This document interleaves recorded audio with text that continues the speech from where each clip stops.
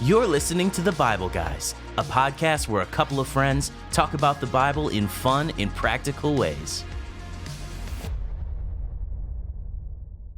Hey, good morning, everyone. My name is Chris Zarbaugh. And my name is Kyle Dobbenmeyer. Dobbenmeyer. Oh, you said your last name. I had to follow. Both of us have weird last names. Yeah. Right. I mean, in other words, it's not like Smith or Miller, right? Even Forrester is pretty doable, right? Fun fact. I don't know if you'll think this is fine. I think our listeners will like this. So the other day I was looking up on our database, which for our church that we both work at, Heritage, we have this database that tracks names.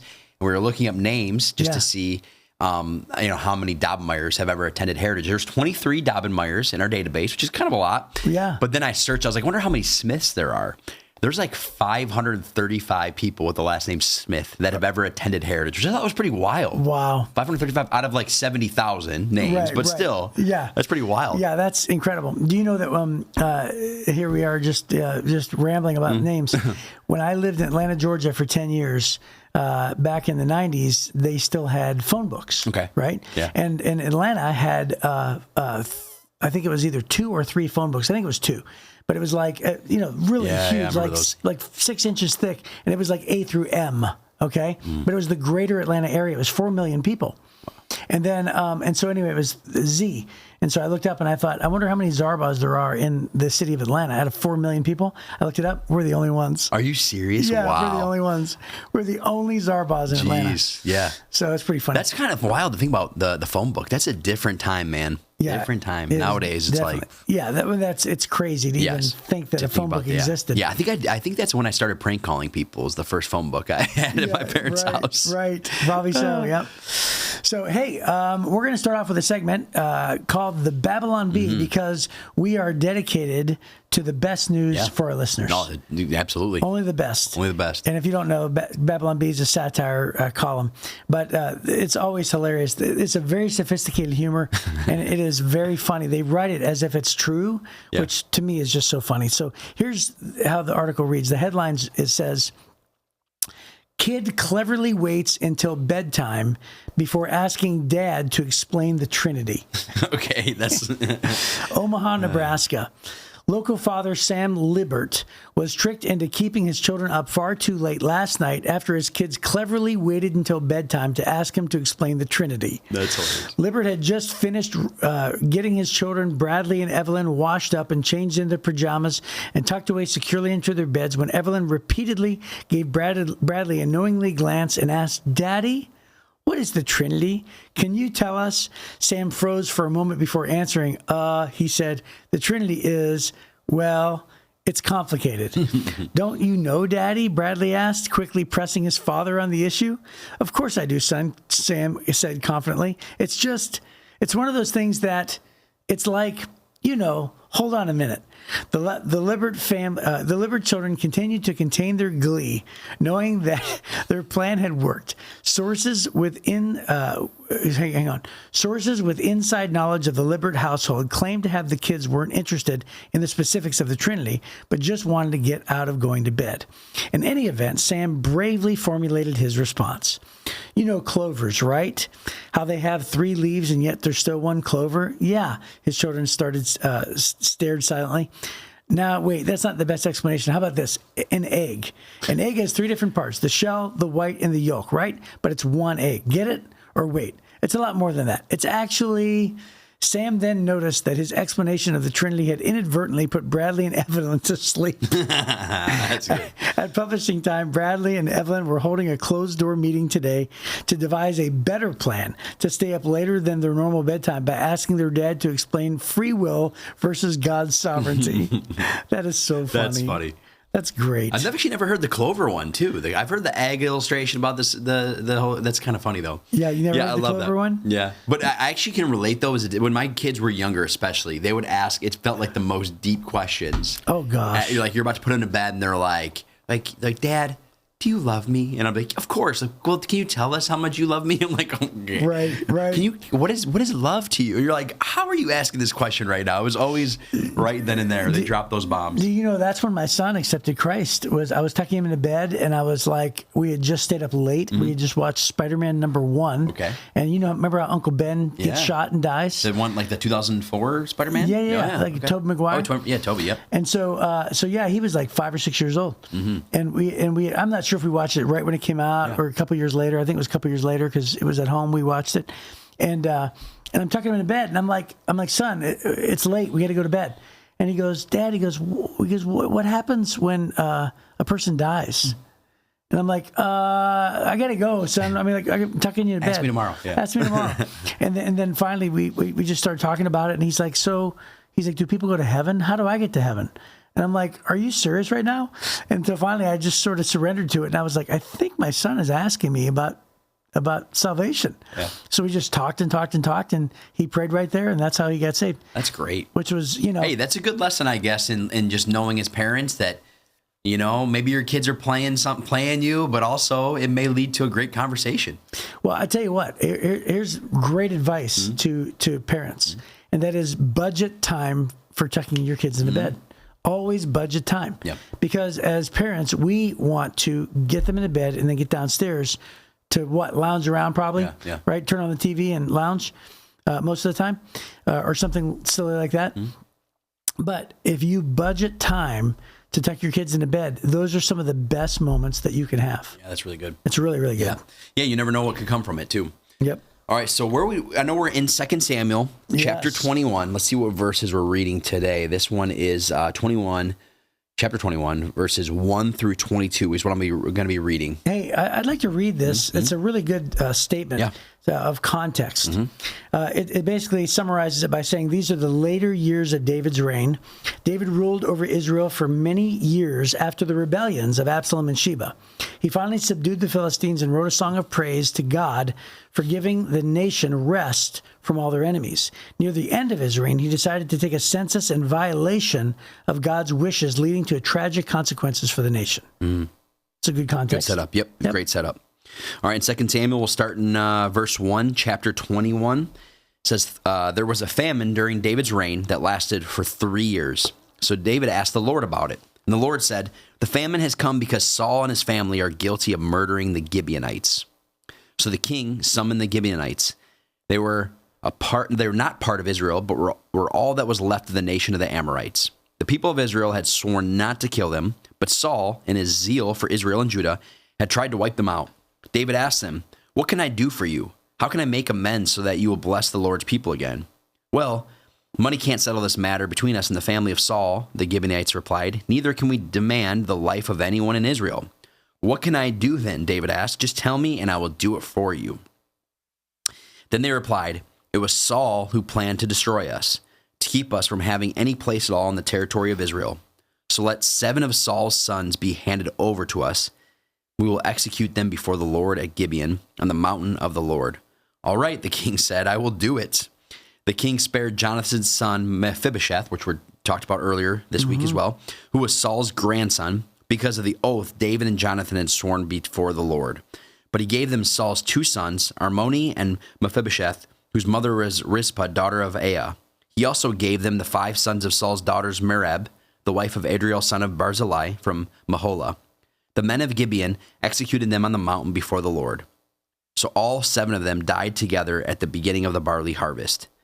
Then Rizpah, daughter of Aiah, the mother of 2 of the men, spread burlap on a rock and stayed there the entire harvest season. She prevented the scavenger birds from tearing at their bodies during the day and stopped wild animals from eating them at night. When David learned what Rizpah, Saul's concubine, had done, he went to the people of Jabesh Gilead and retrieved the bones of Saul and his son Jonathan. And then it says in quotes, when the Philistines had killed Saul and Jonathan on Mount Gilboa, the people of Jabesh Gilead stole their bodies from the public square of Bethshan, where the Philistines had hung them. So David obtained the bones of Saul and Jonathan, as well as the bones of the men the Gibeonites had executed. Then the king ordered that they bury the bones in the tomb of Kish, Saul's father, at the town of Zelah, in the land of Benjamin. After that, God ended the famine in the land. And then it says this next section is about the battles against the Philistine giants. which David has a history of that, as we know, with David and Goliath. But it says this: once again, the Philistines were at war with Israel. And when David and his men were in the thick of battle, David became weak and exhausted. Ishbi-Benob was a descendant of the giants. His bronze spearhead weighed more than 7 pounds, and he was armed with a new sword. He had cornered David and was about to kill him. But Abishai, son of Zeruiah, came to David's rescue and killed the Philistine.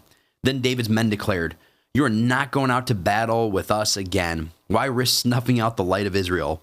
After this, there was another battle against the Philistines at Gob. As they fought, Sibbecai from Husha killed Saph, another descendant of the giants.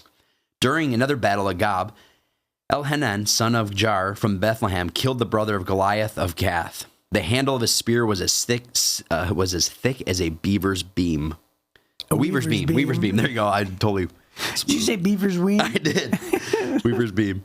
In another battle with the Philistines at Gath, they encountered a huge man with 6 fingers on each hand and 6 toes on each foot. 24 in all. I love that they had to add it up for us. 24 in all, who was also a descendant of the giants.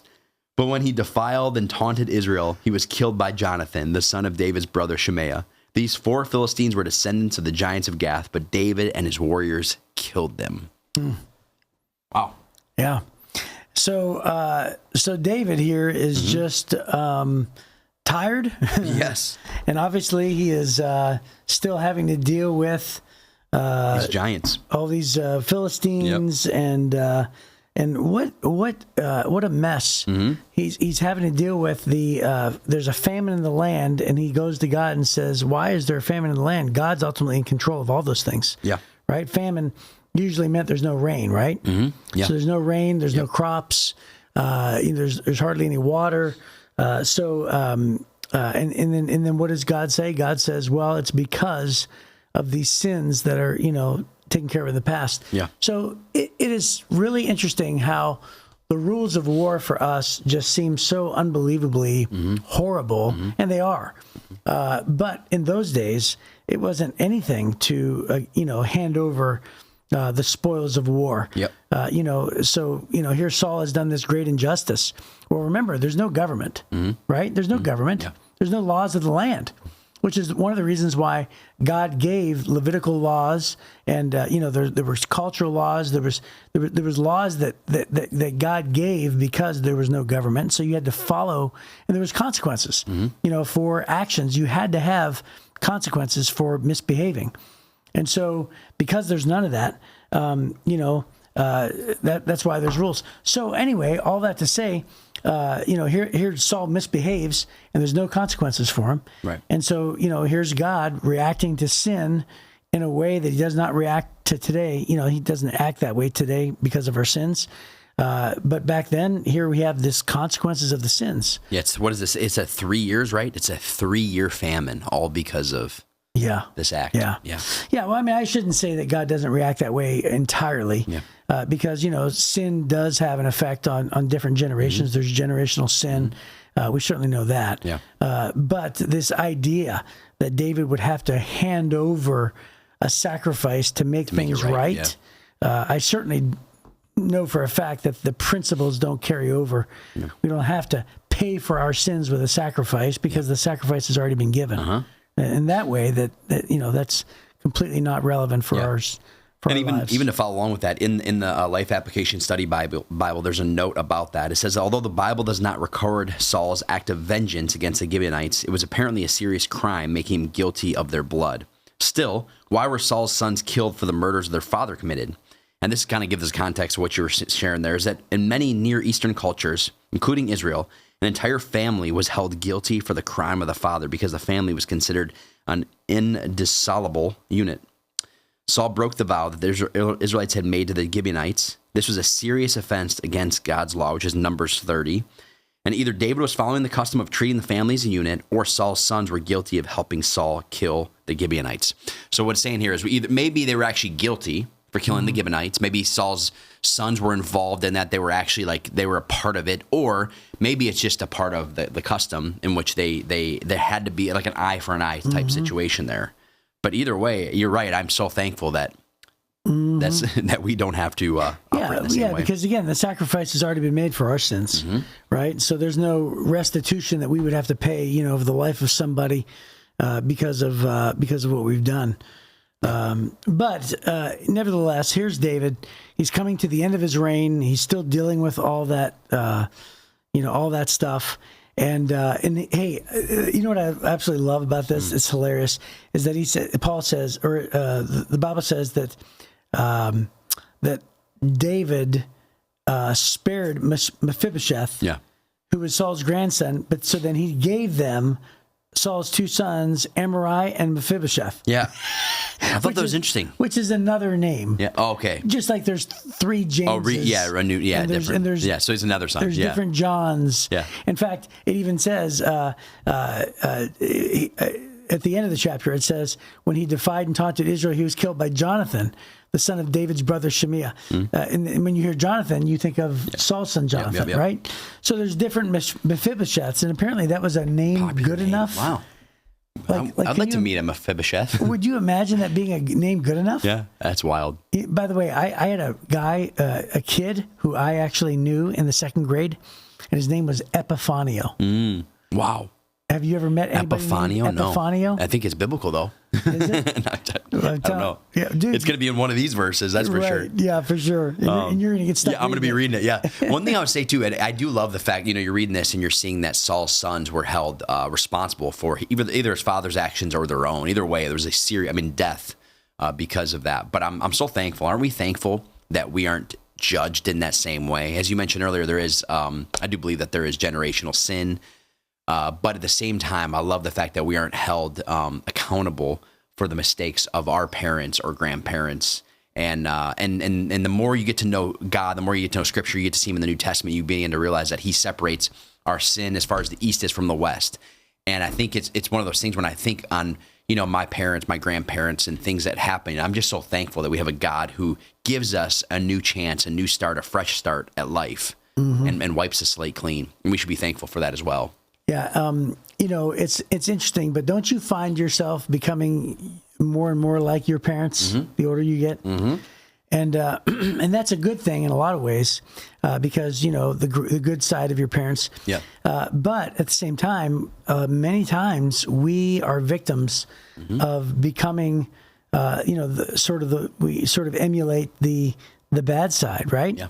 And so it's interesting how as much head knowledge as we can have in our lives, we behave in such ways where we don't even recognize it in ourselves. And then it takes somebody like our wives or somebody close to us, a good friend, and says, "Hey, you're acting like your dad." Yeah. And you'd say, "No, I'm not." And then you step back and you go, "Oh my gosh, I am. I'm doing the same things. I'm doing the same things." Jeff Forrester always says that the reason why he doesn't drink alcohol, not because taking a sip of alcohol is a sin, because that's not a sin. But he says the reason why I don't do it is because he said my parents were alcoholics, right? Or at least his dad was. His dad was, yeah. And he says, so he goes, I am probably a predisposed alcoholic. And so therefore he goes, I'm pretty sure that I'm alcoholic. In fact, he's said that before. But he doesn't want to take a drink, and he's over in another country, and they offer him a drink. He goes, "Oh no, thank you, I'm an alcoholic." and it's I've not heard him say that. Wow. Yeah, it's the best way to get out of it, right? And they're like, "Well, okay, we're not gonna." It's like I just saw a movie, Crazy Stupid Love with Steve Carell, and it's Marissa Tomei, who's in a bar. And he walks over and he goes, "Let me buy you a drink," and she says, "No, thank you." And he goes, "Come on, let me buy you a drink." And she goes, "I'm 5 years sober."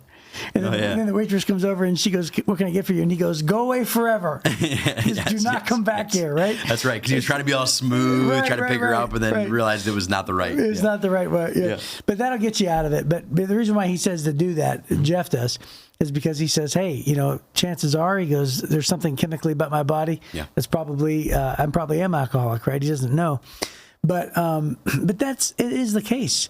We do. We are fickle. We are very fragile human beings. Yeah. And the older I get, the more that I value counseling. I'm not sure if you've ever been to therapy. Have you ever been to therapy? Yeah. But, I sometimes think like, I'm from the generation, I think Generation X is really a generation that hopefully we're better than our previous generation. Hopefully every generation gets a little better. But, we've been taught by our generation, the boomers, that, you just sort of pull yourself up by your bootstraps. You toughen up kind of toughen up. You sort of ignore it. You sweep it under the carpet, and that's what was modeled for us. Yeah.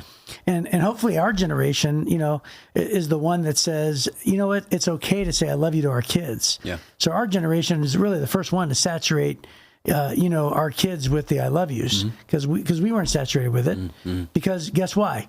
Their parents were modeled. They weren't modeled. That's not what their parents were. The silent generation, who never said a flippin' thing, ever, right? And so for our parents to say "I love you" is a rare thing, But our generation says no. We're going to say "I love you." I'm getting off on a tangent here, but I started off talking about sin, right? Mm-hmm. We are such fickle and fragile human beings. It's amazing how God, in the Bible, gives us advice on who we are. Mm-hmm. We just learned this in our small group last night, how he says a soft answer turns away wrath. And we were like, does it really? And then we try it in our practices and our conflicts.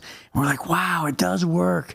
We realize how fickle we are as humans. Mm-hmm. And as much head knowledge and as much wisdom as we have about ourselves, we have to realize that we are victims of our father's sins, and we are victims of our mother's sins and our family's tendencies, and we do carry over. Have you ever seen those commercials by, I think it's Progressive, becoming your parents? Yeah. I love what is it? Don't become like your parent. What does it say? Don't become like your parents. And then it does so good. They're so good. Tell me how funny they are. They're so good. Guess what? They're funny for a reason. Because they're true. Yes. Right? Yep. Yeah, and that's usually, at least it's showing more like the meme side, the joke side of what it's like to become like your parents, But no, I think there's something to that. I think you're right. I do wonder if sometimes what happens is you say, man, I'll never become like that. I'll never do that. And then what ends up happening is, for one, maybe it's in the blood. And I definitely think there's that. There's some predisposition towards certain things or struggles or temptations. But I think what happens so often is we start looking outward, looking at, man, if they wouldn't have done that, if this person would have, instead of just having a little bit of self-awareness and saying, man, I just need to really work on this. Mm-hmm. This is something I need to work on. Is quit pointing fingers, blaming somebody else. This is something I need to work on. And I'm wondering if sometimes that would help, because I find myself in the same way. Some of the things that would frustrate me about family members or friends, and I'm saying, I will never become that way. And then you step back and you're like, man, I'm becoming that way. Like I'm duplicating exactly what I said I would not do. But it takes some humility and self-awareness to say, I don't want to just continue to blame or point fingers. I won't do that. I need to actually say, no, I'm going to pause and try to turn from those ways. Yeah. So one good takeaway from this chapter as we wrap it up is to say, hey, listen, the sacrifice has already been paid. Yep. For any generational sin. However, we have to pay attention to the fact that there is sin that is passed down in families. There are tendencies, there are things that we do, we gravitate toward, we behave in ways that we're unaware of. That's been proven. And so let's pay attention to that, but ultimately realizing that Jesus has paid the sacrifice for any wrongdoing that any of our parents have done or we have ever done, right? So there's not a sacrifice that's going to be demanded like this in David, but let's pay attention to generational sin. Yeah, so that's really good. All right, well, that's our time. Let's go ahead and wrap up, and we'll see you hopefully next time on The Bible Guys. Yep. See you tomorrow.